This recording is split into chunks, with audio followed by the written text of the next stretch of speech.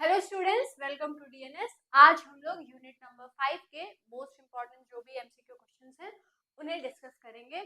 तो unit number 5 में आप क्या क्या चीजें पढ़े थे? यूनिट नंबर 5 जो है वो जो जेनेटिक्स के टर्म्स थे उसे हम लोग पढ़े थे, जैसे कि मेंडल के लॉज क्या हैं और मोनोहाइब्रिड डाइहाइब्रिड प्रोसेस क्या है, इनसे रिलेटेड टर्म्स जो है इसमें हम लोग पढ़े थे। तो सबसे पहले जो क्वेश्चन है वो क्या पूछ रहा है? सबसे पहला क्वेश्चन ये पूछा जा रहा है कि ग्रीगर जॉर्ज मेंडल जो थे वो कब बॉर्न हुए थे? तो ग्रीगर George Mendel was born on 1822, 1844, 1833 या फिर 1855। तो इसका जो करेक्ट ऑप्शन है वो है 1822। 1822 में 22 जुलाई को ग्रीगर जॉन मेंडल जो है वो ऑस्ट्रिया में बॉर्न हुए थे और ये वहाँ पे स्टडी किए और फिर जो है ये मैथमेटिक्स के बारे में पढ़े, फिजिक्स के बारे में पढ़े और फिर मॉन्क बने और जो अपना जो एक्सपेरिमेंट था वो गार्डन पी के ऊपर परफॉर्म किए थे। और जो जेनेटिक्स है उसमें एक रेवोल्यूशन लाए, क्योंकि इन्होंने जो लॉ दिया था वो आज भी एक्सेप्टेबल है और इनके जो लॉज हैं वो मेंडल लॉ के नाम से जाने जाते हैं। तो अगर ग्रीगर जॉन मेंडल की बात करें तो 22 जुलाई 1822 में इनका ऑस्ट्रिया में जन्म हुआ था। चलिए, अब सेकेंड क्वेश्चन क्या है? फिनोटाइप क्या होता है?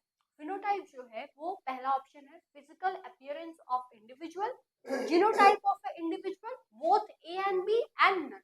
तो फिनोटाइप की अगर हम लोग बात करें तो फिनोटाइप जो है किसी भी इंडिविजुअल का फिजिकल अपीयरेंस होता है उस कैरेक्टर के अकॉर्डिंग। ठीक है, तो फिजिकल अपीयरेंस ऑफ इंडिविजुअल या फिर फिजिकल अपीयरेंस ऑफ कैरेक्टर ज्यादा प्रेफरेबल रहेगा। that can be visualized is called as phenotype। अच्छा, अब phenotype तो समझ में आ गया।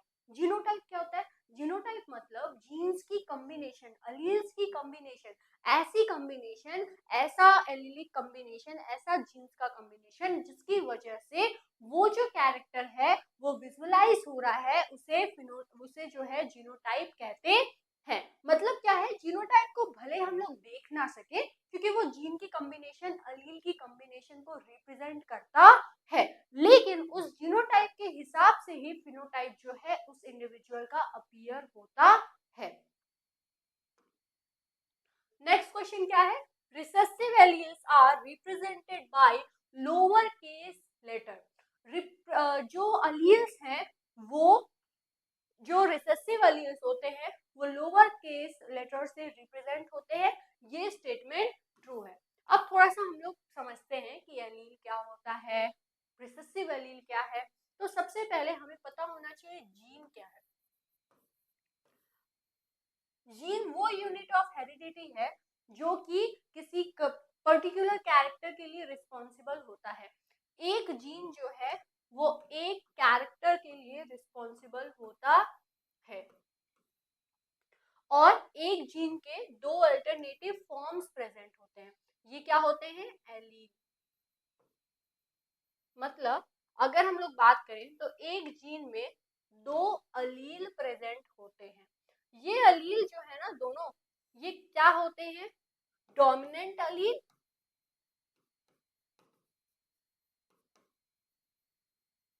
और रिसेसिव अलील। तो डोमिनेंट एलील जो है वो कैपिटल लेटर से रिप्रेजेंट किया जाता है और लेटर क्या? अल्फाबेट। रिसेसिव एलील जो है वो स्मॉल अल्फाबेट से रिप्रेजेंट किया जाता है। तो अलील्स जो है वो अल्टरनेटिव फॉर्म होते हैं जीन के। ये डोमिनेंट और रिसेसिव होते हैं। अगर हेटेरोजाइगस कंडीशन है जहाँ पे दोनों ही प्रेजेंट हैं तो वो अलील जो दूसरे वाले अलील को मास्क कर दे, उसको ना एक्सप्रेस होने दे, उसे डोमिनेंट अलील कहते हैं। और जो रिसेसिव अलील है वो ऐसा होता है, अगर वो डोमिनेंट अलील के साथ प्रेजेंट है तो मतलब वो मास्क हो जाएगा, वो एक्सप्रेस नहीं होगा। रिसेसिव अलील जो है सिर्फ और सिर्फ होमोजाइगस कंडीशन में रिप्रेजेंट होता है, एक्सप्रेस होता है। तो ये कंडीशन बहुत ज्यादा नेसेसरी होती है कि अगर रिसेसिव एलील प्रेजेंट है तो अगर वो होमोजाइगस कंडीशन में है तभी वो एक्सप्रेस होगी। अगर वो डोमिनेंट एलील के साथ प्रेजेंट है तो वो एक्सप्रेस नहीं होगी। इसे आप नोट कर लीजिए, रफ में कहीं नोट कर लीजिएगा।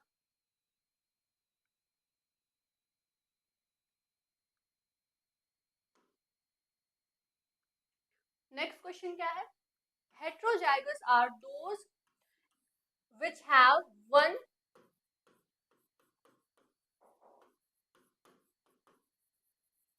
heterozygous are those which have one allele dominant and other allele is recessive। मतलब heterozygous condition ऐसी condition है जिसमें दो allele present है और एक जो allele है वो dominant है और दूसरा allele जो है वो recessive है। क्या ये सही है या गलत है? तो ये statement जो है वो सही है। अगर होमोजाइगस कंडीशन की बात अगर हम लोग करें तो होमोजाइगस क्या होता है? होमोजाइगस एक ऐसा कंडीशन होता है जिसमें सेम अलील्स जो है वो प्रेजेंट होंगे। फॉर एग्जाम्पल अगर कंडीशन प्रेजेंट है कैपिटल टी स्मॉल टी तो वो फ्लावर क्या होगा? वो जो पी प्लांट का जो हाइट है वो टॉल होगा। और ये किस कंडीशन में है? ये हेटेरोजाइगस कंडीशन में है जहाँ पे डोमिनेंट एलील प्रेजेंट है, रिसेसिव एलील प्रेजेंट है। डोमिनेंट वाला रिसेसिव वाले को मास्क कर दिया है, फिनोटाइप जो है वो टॉल है। अगर यहीं पे होमोजाइगस की बात की जाए तो इसमें जो है same type of Aleel present होंगे। For example capital T condition जिसमें दोनों ही एलील जो है वो डोमिनेंट अलील हैं, या फिर मान लीजिए स्मॉल टी कंडीशन जहाँ पे दोनों ही अलील्स जो है वो रिसेसिव अलील्स हैं। तो इसे आप नोट करिए। अब नेक्स्ट क्वेश्चन क्या है? Mendel used which plant in his experiment. तो मेंडल जो है किस प्लांट को अपने एक्सपेरिमेंट में यूज किए थे? पी प्लांट को यूज किए थे। ये पी प्लांट कैसा था? Garden pea, that is Pisum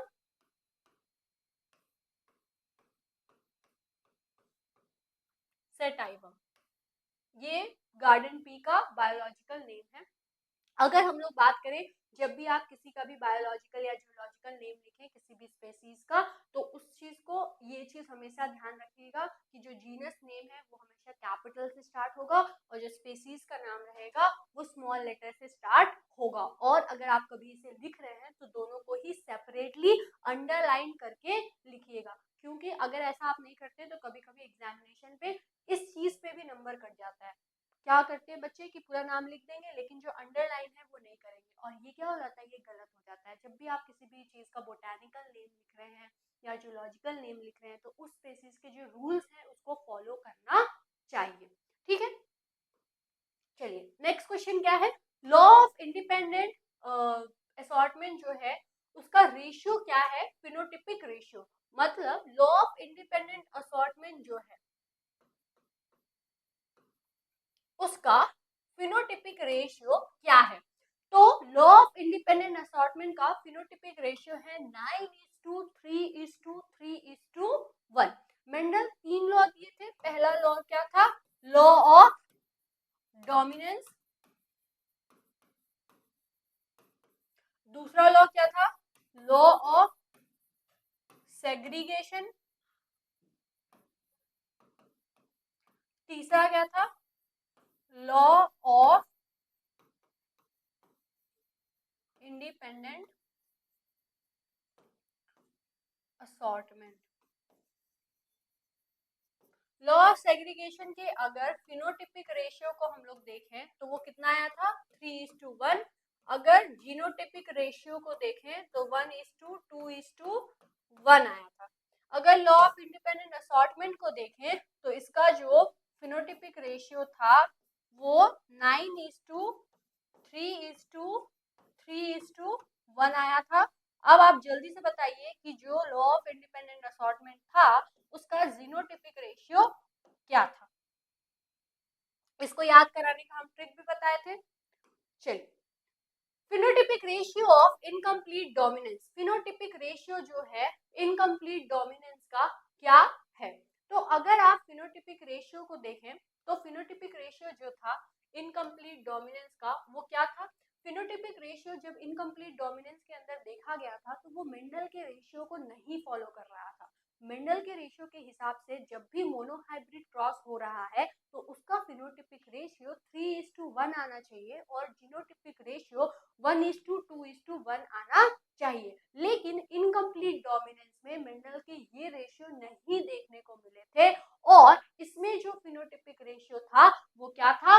1:2:1 था। और साथ ही साथ में जो इनकम्प्लीट डोमिनेंस था इसका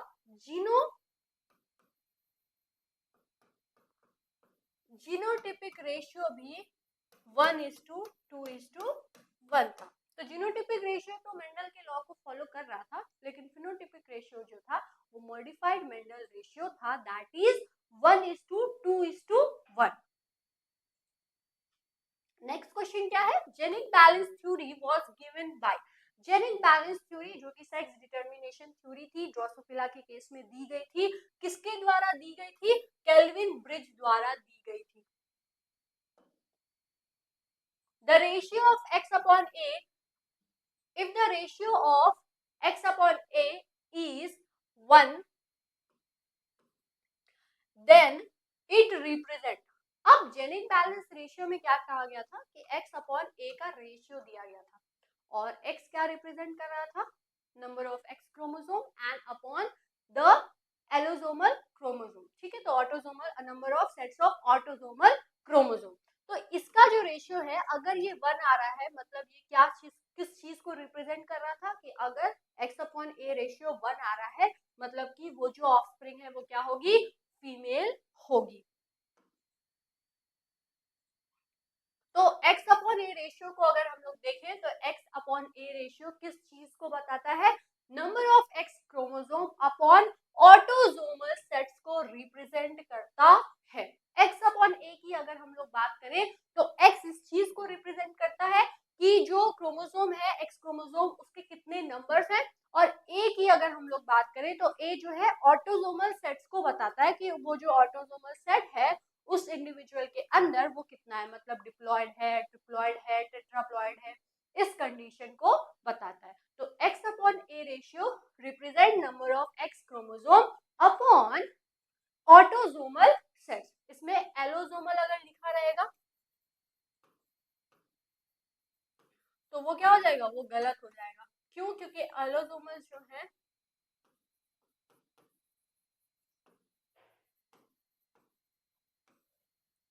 वो ऑटोसोमल से गलत होते हैं। ठीक है, तो इस वजह से अगर कहीं पे भी एग्जामिनेशन में number of X chromosome upon allosomal sets लिखे होंगे तो वो जो ऑप्शन है वो गलत हो जाएगा। सही जो ऑप्शन रहेगा वो क्या होगा? Number of X chromosome upon autosomal sets. Next question क्या है?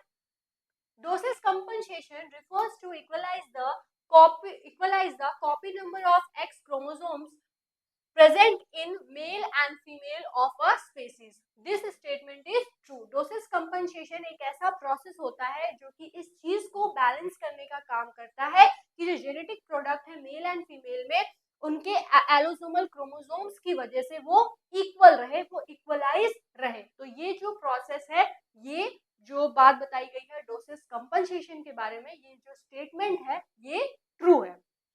चलिए, नेक्स्ट क्वेश्चन जो है ये क्या बताया जा रहा है कि Lyon hypothesis was proposed independently by. Lyon hypothesis किसके द्वारा इंडिपेंडेंटली प्रपोज किया गया था? तो ये जो है लायन एंड रुसेल द्वारा इंडिपेंडेंटली प्रपोज किया गया था।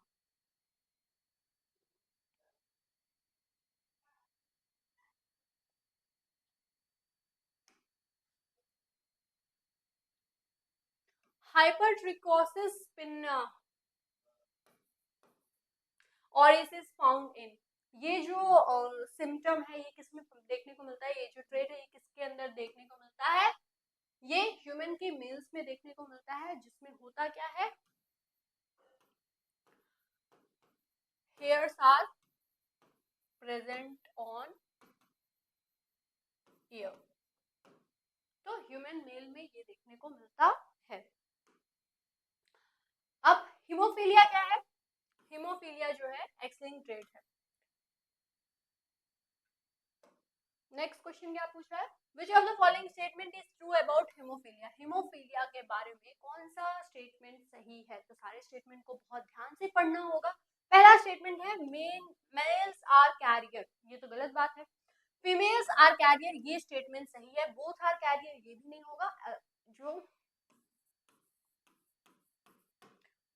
तो इसमें जो करेक्ट ऑप्शन है कि हीमोफीलिया जो है इसमें फीमेल्स जो है वो कैरियर की तरह एक्ट करती हैं। तो हीमोफीलिया में क्या होता है कि फीमेल्स जो है या तो वो सही रहेंगी, मतलब उनके जो एक्स क्रोमोसोम है वो अफेक्टेड नहीं है, मतलब वो नॉर्मल रहेंगी, या फिर एक एक्स क्रोमोसोम जो है वो अफेक्टेड रहेगा, तो यही एक्ट करती हैं फीमेल कैरियर्स की तरह, या फिर दोनों ही अगर अफेक्टेड रहा तो उसमें तो वो डिजीज देखने को मिलेगी ना।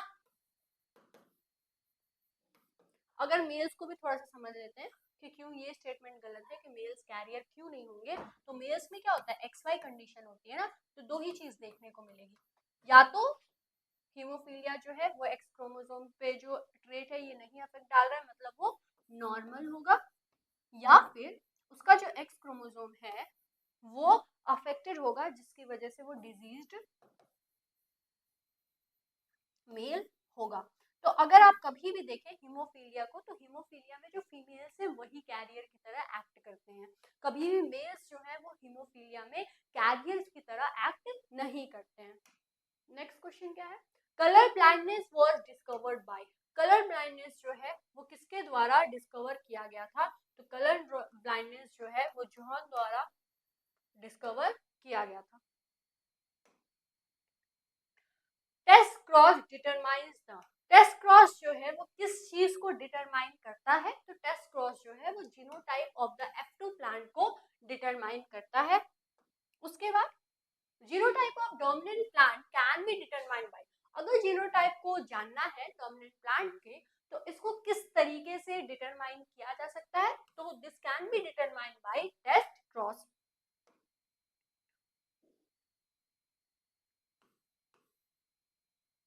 The sex of the Drosophila is determined by, अब अगर ड्रोसोफिला में ये चीज पता करनी है कि जो ऑफस्प्रिंग है वो मेल होगा, फीमेल होगा, इंटरसेक्स होगा, या सुपर फीमेल होगा, या सुपर मेल होगा, ये किस तरीके से पता चलता है, by the number of X chromosome divided by the number of autosomal cells, और ये किस चीज में बताई गई थी, जेनिक बैलेंस थ्योरी में बताई गई थी, और ये x/a रेशियो भी कहलाता है।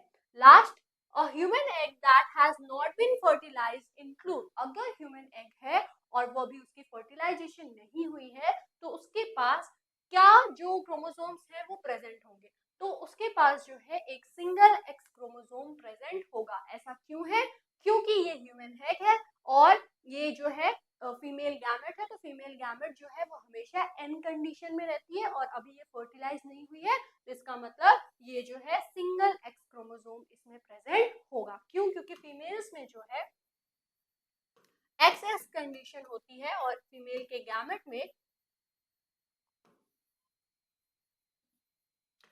फीमेल के जो गैमेट होते हैं वो होमोगैमेटिक कंडीशन में होते हैं, मतलब उनके पास एक्स क्रोमोसोम ही रहता है। अगर यही मेल्स की बात करें, मेल्स में एक्स वाई क्रोमोसोम पाया जाता है और इनके जो गैमेट्स होते हैं ये हेट्रोगैमेटिक कंडीशन में होते हैं, मतलब या तो एक्स कुछ गैमेट्स होंगे जिनके पास एक्स क्रोमोसोम होगा, कुछ गैमेट्स होंगे जिनके पास वाई क्रोमोसोम होगा। तो आई होप आपको आज के जो एमसीक्यू क्वेश्चंस हैं ये समझ में आए होंगे। मिलते हैं हम लोग नेक्स्ट वीडियो में, नेक्स्ट यूनिट के एमसीक्यू क्वेश्चंस को उसमें हम लोग डिस्कस करेंगे। Thanks for watching this.